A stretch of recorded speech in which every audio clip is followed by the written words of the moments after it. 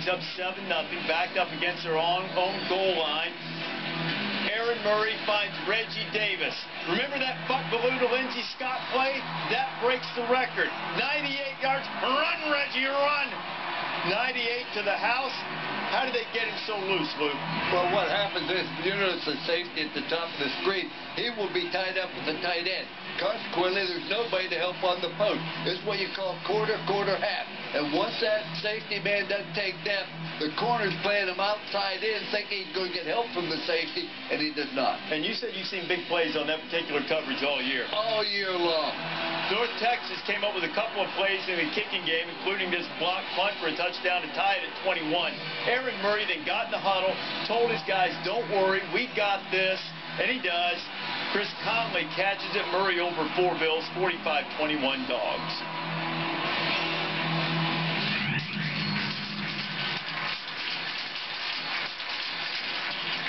As LSU got ready for its conference opener against Auburn, Les Miles said, "We are a team with real designs on the back end of the season. The time to work is now."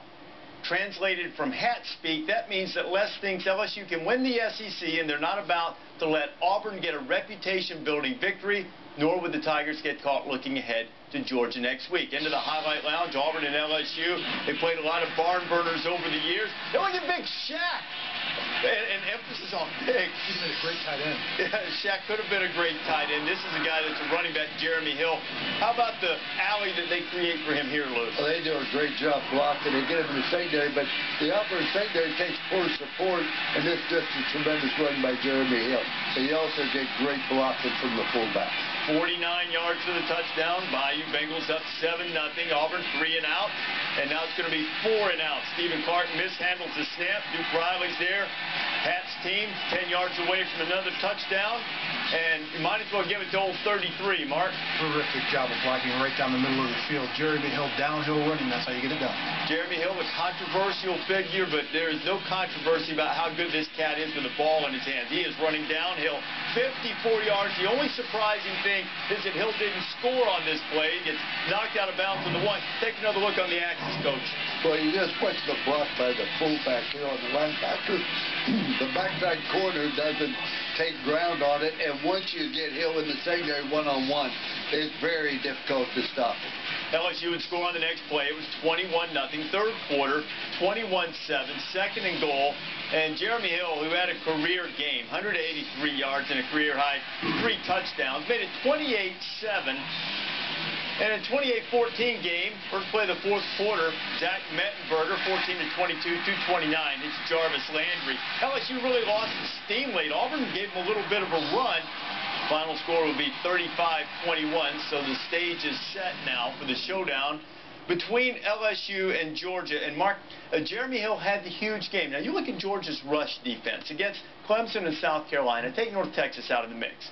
They're giving up more than 5 yards per carry. And when they see Jeremy Hill, they're going to see a running back better than anybody they've seen in South Carolina. Absolutely. And the offensive line of LSU will be the best that they face this season. Keep an eye on the center and the guard here, sealing the backside. The center does a terrific job on the nose tackle. And look at the guard. The guard seals the linebacker here, but the fullback leading downhill. He's got his head in the correct position, leading Jeremy Hill through the hole right here. And what a great move. Swivel hips right there. Takes it to the outside. They're not going to catch him. He's got the speed and the acceleration to take it the distance. And here, it's a similar play. Downhill, fullback right there.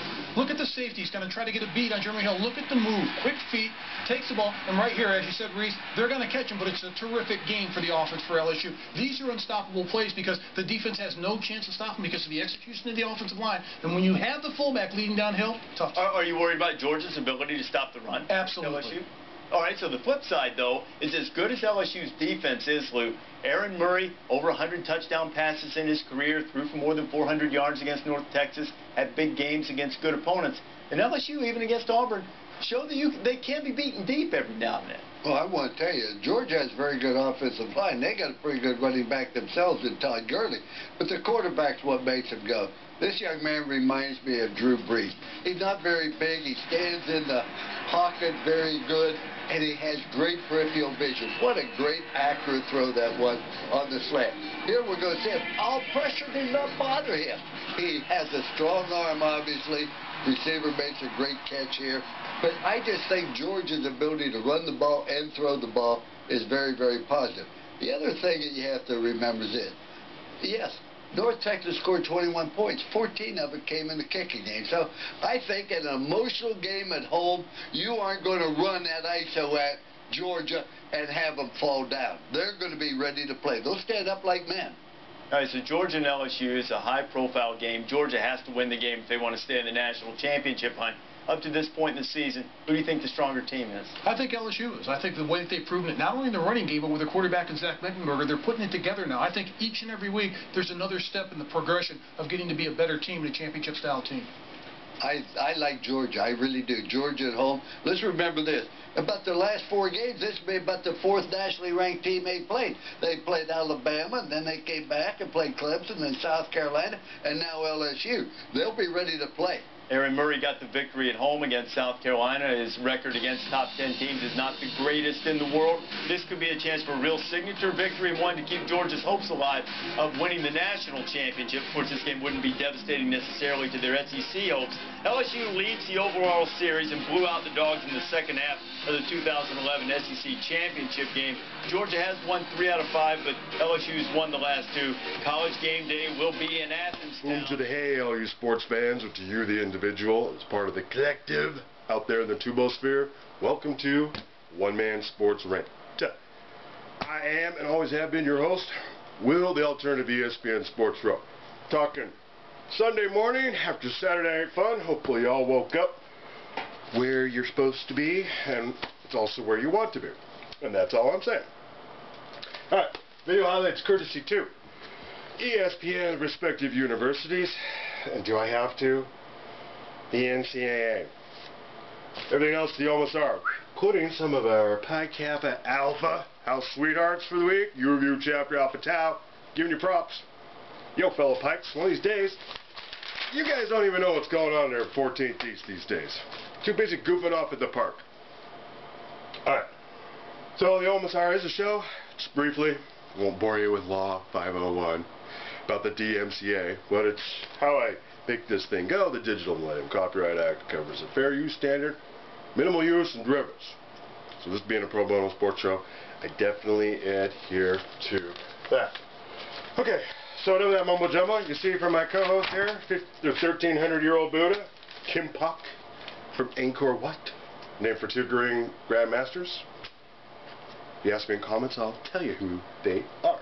Thank you for the notes here. Yeah, our oracle to the sports gods. When I get more subs, make it worth, your while in terms of the show. Ask him questions. He's 24-5. I'd like to ask him about Georgia LSU because that's what we're talking about now. The hype building up to. Also, the games beforehand against North Texas. Longest play from scrimmage for Georgia. It's always interesting until the university, runs that touchdown from the 1-inch line of their own end zone. You never know when a big play may become their longest play from scrimmage. The Auburn LSU game, and that's what we got time for because we're talking about the hype leading up to Between the Hedges. And so on the sports rant of the day, or for the segment as it were, yeah, here we go again. How great LSU is, year in and year out.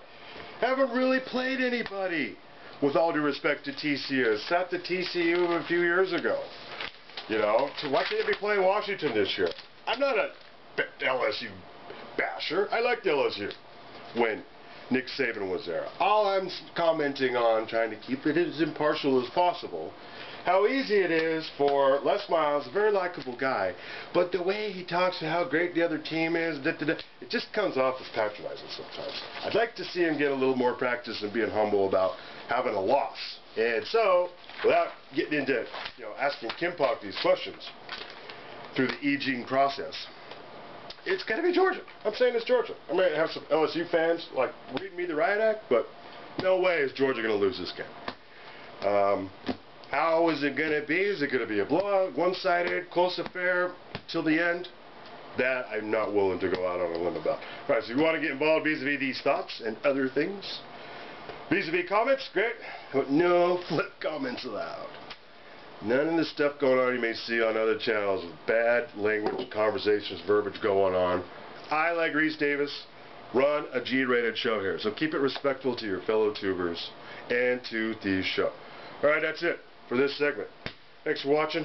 Remind you, sports and alcohol, they are joined at the hip, so no silly DUIs while you're out there. Leave the keys in the cabinet. Later days, more signatures.